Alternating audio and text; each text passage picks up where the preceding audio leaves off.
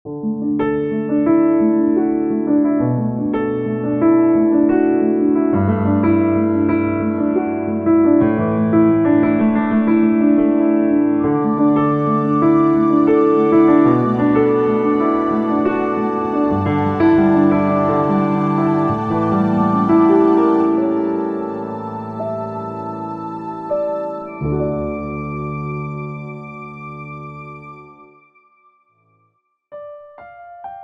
nama Tuhan, kita percaya bahwa Allah kita Allah yang maha kuasa, Dia tidak berubah.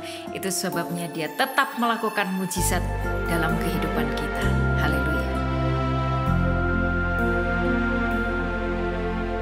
Tiada berubah kuasa nama-Mu, tiada berkesudahan kasih setia-Mu. Apabila Tuhan sudah berfirman, maka semuanya jadi. Tiada berubah kuasa nama-Mu, tiada berkesudahan kasih setia-Mu. Apabila Tuhan sudah berfirman, maka semuanya jadi. Selama ku menyembah-Mu, ku percaya bahwa mujizat pasti terjadi.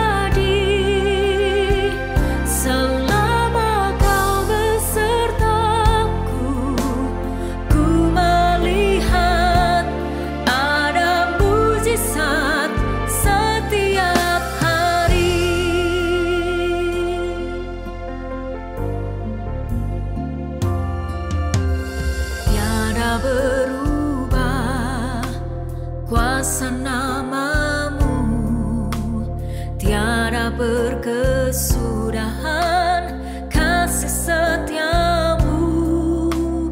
Apabila Tuhan sudah berfirman, maka semuanya jadi.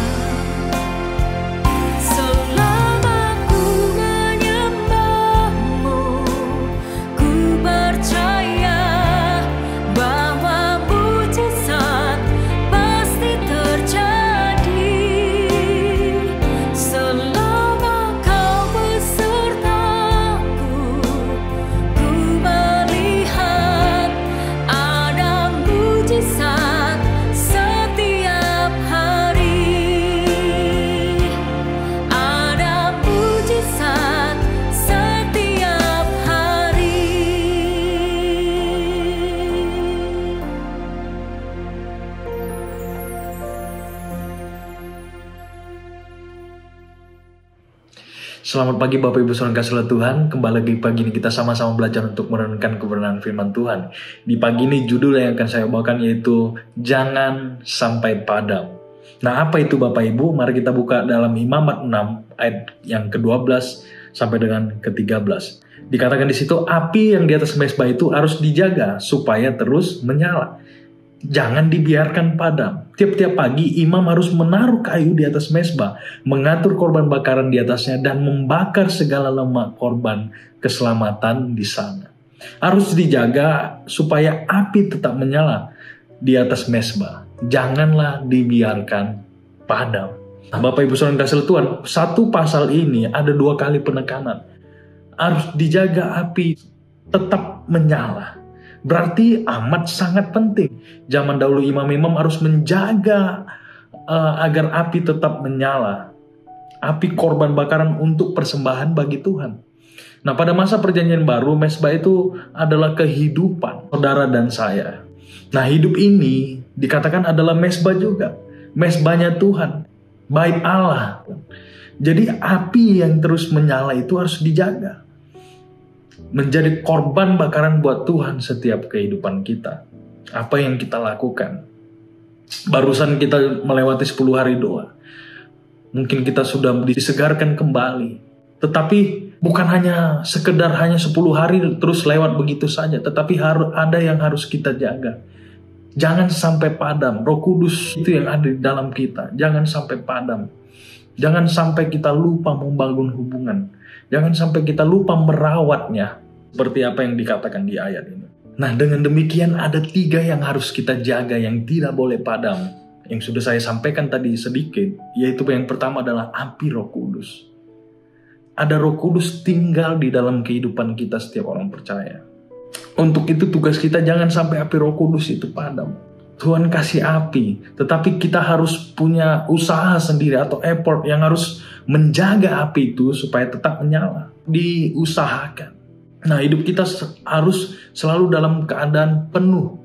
Dalam keadaan dikendalikan oleh Roh Kudus, dituntun oleh Roh Kudus. Mungkin dalam pekerjaan, dalam pelayanan, sekolah, kampus, hidup kita harus dipimpin oleh Roh Kudus. Bukan hanya sekedar kita mengalami Roh Kudus pada saat kita doa 10 malam, tetapi setiap hari hidup kita harus dipimpin oleh Roh Kudus.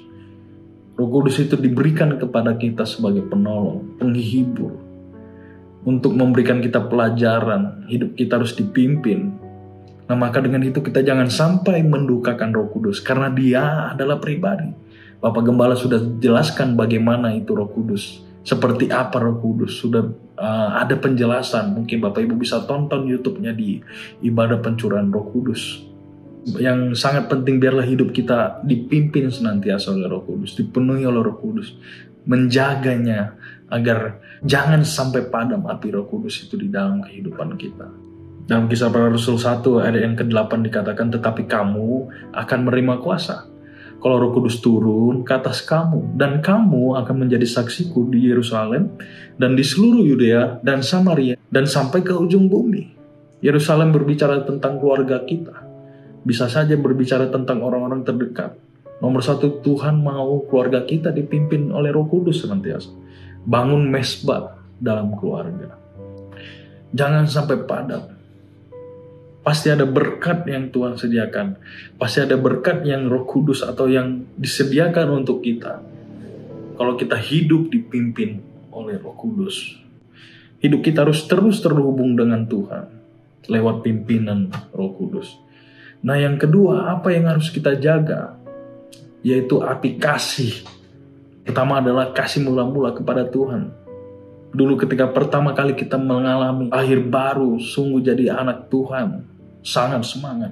Kita melayani mungkin, itu jangan sampai padam. Dalam perjalanan ada pergumulan, mungkin ada kasih kita yang mulai luntur. Ayo, Tuhan ingatkan kita untuk kita senantiasa mengasihi, saling menjaga. Karena Tuhan adalah kasih. Salah satu sifat Dia adalah kasih, penyayang. Jangan sampai kita dipimpin oleh Roh Kudus dengan semangatnya, tetapi kita tidak mengasihi.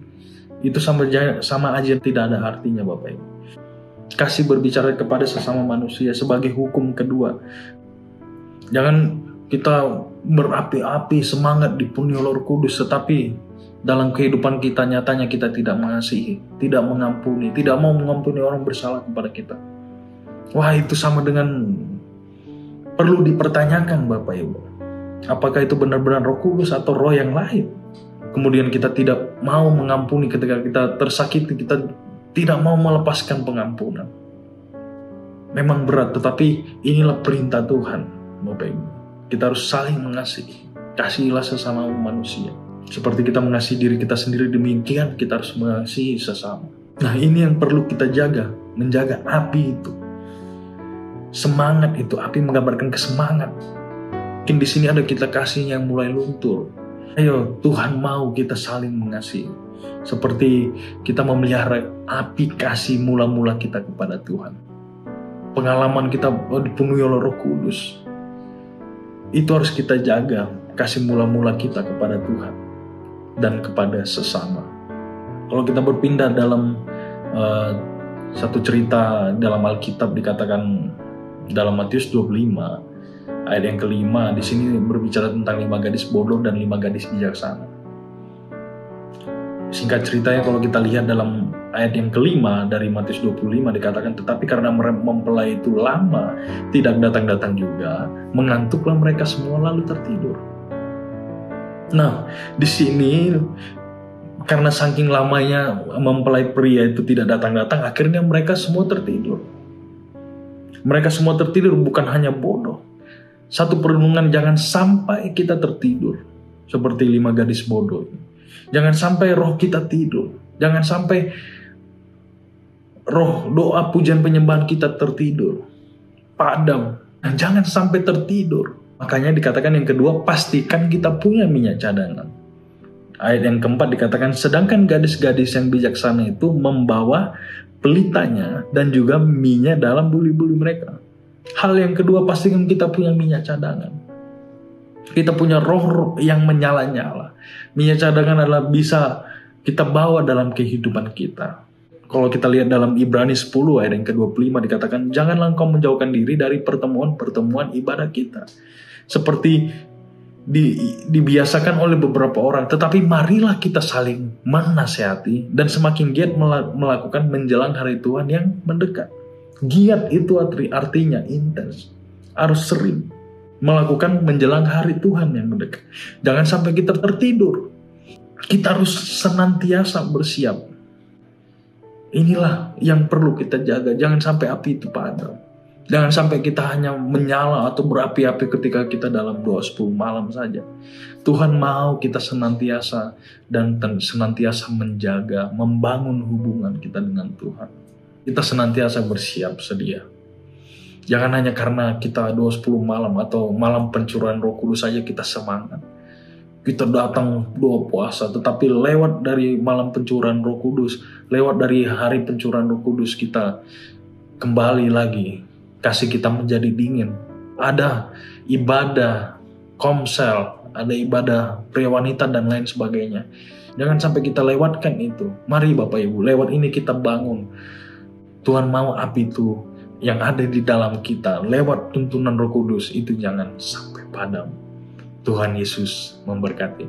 Terima kasih Tuhan Yesus buat firman-Mu di pagi ini yang mengingatkan kami, supaya api yang ada di dalam kami lewat Roh Kudus-Mu, lewat tuntunan Roh Kudus-Mu, untuk kami, bantu kami Tuhan, untuk kami menjaga api itu untuk senantiasa menyala di dalam kehidupan kami. Tentunya kami tidak mampu tanpa pertolongan Roh Kudus-Mu. Maka dengan itu kami butuh senantiasa pertolongan-Mu Tuhan, untuk menjaga kehidupan kami, memampukan kehidupan kami untuk menjalani hari-hari apapun yang kami kerjakan dalam pelayanan, dalam pekerjaan kami semuanya berhasil, dan akan kami kembalikan kemuliaan hanya kepada-Mu Tuhan. Terima kasih Tuhan Yesus, kami akan menjalani hari. Terima kasih buat firman-Mu yang di pagi ini untuk mengajarkan kami, dan kami akan menjalani hari ini dengan tuntunan yang daripada-Mu, hanya dalam nama Tuhan Yesus Kristus. Haleluya. Amin.